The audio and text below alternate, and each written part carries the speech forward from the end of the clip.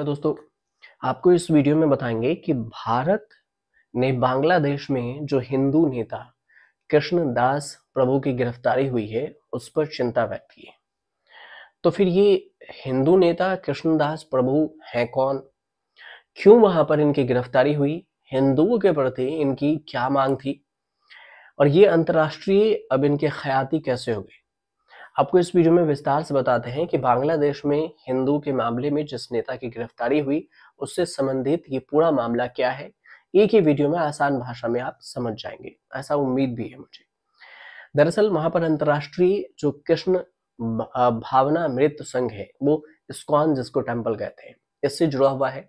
और भारत की जो विदेश मंत्रालय है MEA 26 नवंबर को एक बयान जारी करती है और कहती है कि हमने श्री चिन्मय कृष्ण दास जी की गिरफ्तारी और जमानत न दिए जाने पर गहरी चिंता व्यक्त की।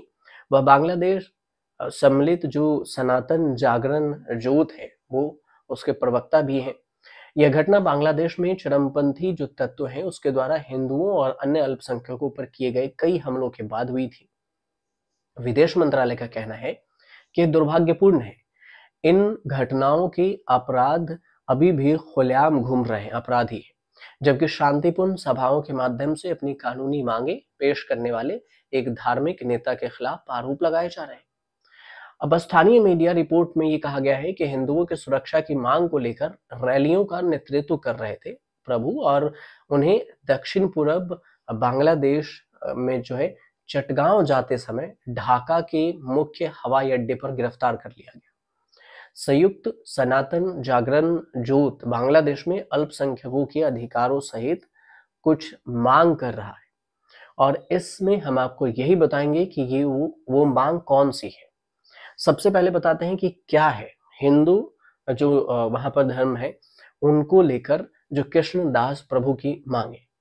अल्पसंख्यक उत्पीड़न के मामलों में तत्कालीन सुनवाई के लिए एक स्पेशल ट्रिब्यूनल की स्थापना की गई जिसमें पीड़ितों की मुआवजा और पुनर्वास भी शामिल है। अल्पसंख्यक समुदाय की सुरक्षा और अधिकार सुनिश्चित करने के लिए माइनॉरिटी प्रोटेक्शन लॉ भी बनाया गया। ये बात है कि माइनॉरिटी प्रोटेक्शन बनाया जाए, ऐसी मांग है। अल्पसंख्यक समूहों की जरूरतों और मुद्दा पर भी ध्यान देने की बात कही गई है। अल्पसंख्यक मामलों के मंत्रालय का गठन किया जाए, हिंदू मंदिरों संपत्तियों की सुरक्षा के लिए कानून बने और इसी के लिए सख्त कदम भी उठाए जाए।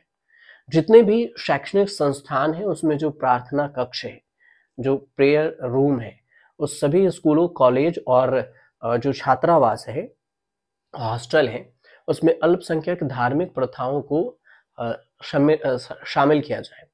जैसे कि दुर्गा पूजा के लिए 5 दिवसीय सार्वजनिक छुट्टी भी इसमें शामिल है। हिंदू समुदाय के लिए इस महत्वपूर्ण धार्मिक त्योहार को मान्यता प्रदान की जानी चाहिए जो कि वहां नहीं है। ये सारी मांगे हैं। तो अब क्यों की जा रही है ये मांगे? क्योंकि बांग्लादेश में ऐसे कई अल्पसंख्यक समूह हैं जिन्हें अपने धर्म, भाषा और संस्कृति के कारण हिंसा और उत्पीड़न का सामना करना पड़ रहा है। बांग्लादेश ब्यूरो ऑफ स्टैटिस्टिक्स 2022 की रिपोर्ट के अनुसार देश में 91% आबादी मुस्लिम है, जबकि 8.9% हिंदू, बौद्ध, ईसाई और अहमदिया ये भी हैं और अन्य धर्म के लोग हैं। मानवाधिकार के जो स्पोक पर्सन है वो कहते हैं कि अल्पसंख्यक समुदाय के नेताओं ने लगातार इस बात को उजागर किया है कि किस प्रकार बांग्लादेश में मौजूदा कानून ढांचे के अंतर्गत धार्मिक आधार पर हिंसा और उत्पीड़न की जाती है और इसी के मामले को समुदायों को न्याय से वंचित किया जाता है, वहां न्याय नहीं मिलती। बांग्लादेश में धार्मिक मामलों का मंत्रालय है जो अल्पसंख्यक समुदाय के धार्मिक मामलों की देखरेख भी करती है। हालांकि देश के कई अल्पसंख्यक समूहों की अहम जरूरतों और मुद्दों को संबोधित करने के लिए कोई भी विशिष्ट मंत्रालय नहीं है कि इसे देख सके। अल्पसंख्यक मामलों के मंत्रालय के गठन की मांग भी है और इससे जुड़ी हुई 8 सूत्री मांग है। हिंदू फाउंडेशन के गठन की मांग की गई है। हिंदू कल्याण ट्रस्ट की स्थापना बांग्लादेश सरकार ने 1983 में देश में हिंदू समुदाय के कल्याण के लिए की थी। हालांकि बांग्लादेश पर जो रिसर्च है उसके लिए समर्पित जो विद्वान है, जो एक्सपर्ट है, उसके डेटाबेस और बांग्लापीडिया के अनुसार से यह पूरी तरह से सरकारी संस्था है। सत्ता में बैठी सरकार ही इसे नियंत्रित करती है। बांग्लादेश में पिछले कुछ सालों में हिंदू मंदिरों पर हमले हुए, अल्पसंख्यकों के लिए कानून सहारा बहुत ही कम है। ऐसे में इस तरह की मांगे उठ रही है और इसी मांग को लेकर वहां पर विरोध हुआ और इसी विरोध प्रदर्शन के बीच में जो प्रभु हैं, कृष्णदास प्रभु, उनकी गिरफ्तारी हुई और इसी गिरफ्तारी को लेकर भारत ने ऐतराज जताया है और इस पर चिंता व्यक्त की। अब देखना ये भी होगा कि भारत और बांग्लादेश के रिश्ते में क्या कुछ खटास आती है या फिर ये इसके इनकी गिरफ्तारी में रिहाई होती है और ये जो मांग है 8 सूत्री मांग, इसे बांग्लादेश मानकर और इस मांग को मान लेता है और इस पर चिंता करता है, इन्हें बनाने की कोशिश करता है। ये सब आने वाला वक्त में पता चलेगा। फिलहाल जो विवाद की कहानी थी वो हमने आप तक पहुंचाई। आपको अच्छी लगी तो चैनल को सब्सक्राइब कर लीजिएगा, शेयर कीजिएगा, कमेंट कीजिएगा।